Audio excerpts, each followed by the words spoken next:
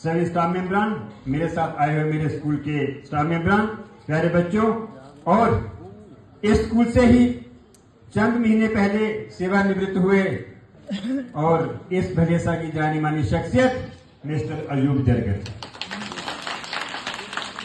मैं इनका नाम लास्ट में इसलिए लिया कि ये रिटायर तो हुए हैं मगर अभी एक और नया जिम्मा उन्होंने संभाल लिया, और वो जिम्मा है भलेस को पूरे भारतवर्ष के नक्शे में लाने, और वो जो उन्होंने एक संकल्प लिया है उसका कोई विकल्प नहीं है। इस पर्सनैलिटी के अंदर इतना जोश है, आने वाली पीढ़ी के प्रति कुछ करने का जो जज्बा है वो काबिल है। कभी अपने जहन में इन्होंने ये वो जो एक कमी होती है ना, हीन भावना जिसको हम बोलते, नहीं आने दी। यार भगवान ने मेरे साथ क्या नाइंसाफी की है, ये दिव्यांगता मेरे आड़े आ गई है, मैं कुछ कर नहीं पाऊंगा, मैं आगे कैसे बढ़ूंगा।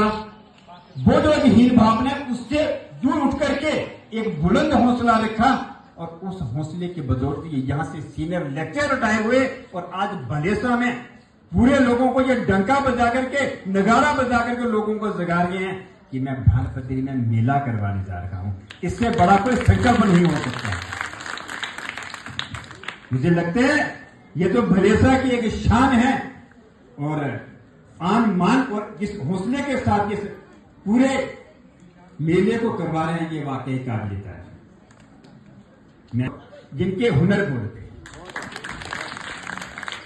इनका हुनर बोलता है, ये क्या किया क्या नहीं किया है मैं इनके बारे में कुछ नहीं कह सकता।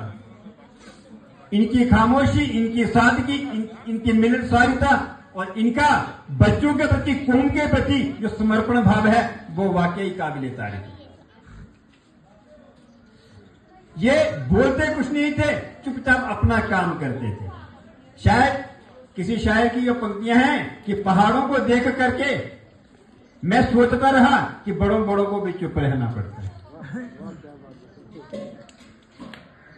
बड़ा वही बनता है जिसके अंदर सहनशीलता हो, समता हो, बराबरी हो, धर्म जात, अपना पराया, छोटा बड़ा, जो उस सोच से परे हो वही आदमी तो बड़ा बनता है।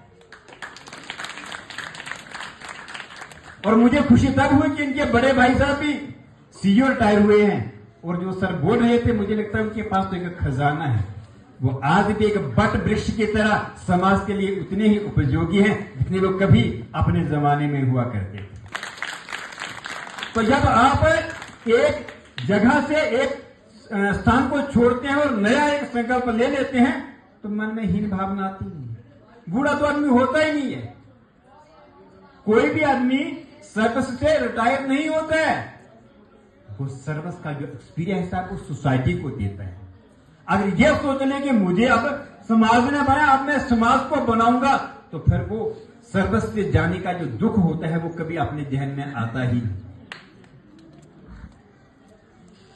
अब आज के इस पर्व पे मैं पूरे यहाँ के स्टाफ मेंबरान का बड़ा धन्यवाद करता हूं कि आपने जो पार्टी का आयोजन नहीं किया था, 30 को नहीं कर पाए, वो आज किया है, और हम सबको बुलाया। हमें भी पहली बार गुवाड़ी में आने का सौभाग्य मिला है।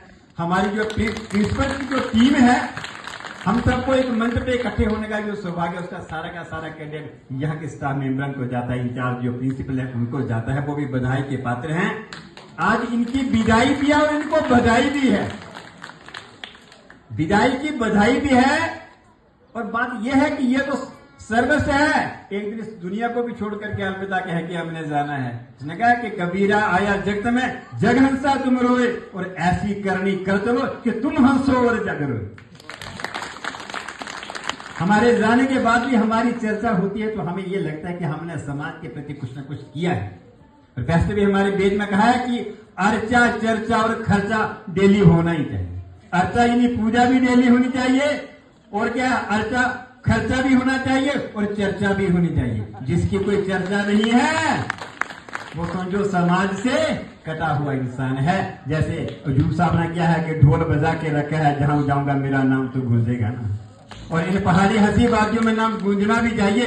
तुम यहां से सबको दोष होकर के घर बैठ गए तो फिर कोई नहीं पूछेगा। वो जो मुर्गा होता है ना, वो क्या करता है, सबको जगाता है, भले ही कटता है मगर जगाने का काम अपना जरूर करता है। बातें होंगी, चर्चा होगी, उंगलियां उठेंगी, बातें होंगी, लेकिन बात भी उसी की होती है जिसमें कोई बात होती है, और जिसमें कोई बात नहीं होती है उसकी कोई बात नहीं होती है। ठीक है, तो अब मैं ये 4 पंक्तियां बोल करके रुखसत लूंगा कि हर मोड़ पे एक मोड़ आया, हर मोड़ पे एक मोड़ आया, मैं नया मंजर नया दौर छोड़ आया, मैं नया मंजर नया दौर छोड़ आया। उम्मीदों की हरियाली नहीं सूखती कभी, उम्मीदों की हरियाली सूखती नहीं कभी, मैं करके पूरा सफर अब लौट के घर आया, मैं करके पूरा सफर अब लौट के घर आया। मैं अपनी ओर से, अपने स्टाफ की ओर से आपको बहुत बहुत बधाई देता हूं कि आपका भावी जीवन खुशहाल रहे, अब मस्त रहो, व्यस्त रहो, और हर हाल में सोसाइटी को देते रहो। आपका जो हंसी खिलता हुआ चेहरा हमेशा मुस्कुराता रहे, कहीं आपकी मन में वो शिकन ना आए कि अब मैं डिपार्टमेंट को अलविदा कह रखा हूं। और अंत में कि पल पल तब से जिस पल के लिए पल आया भी तो कुछ पल के लिए, सोचा था जीवन का हंसी पल बना लेंगे, मगर पल रुका भी तो कुछ पल के लिए। Thank you.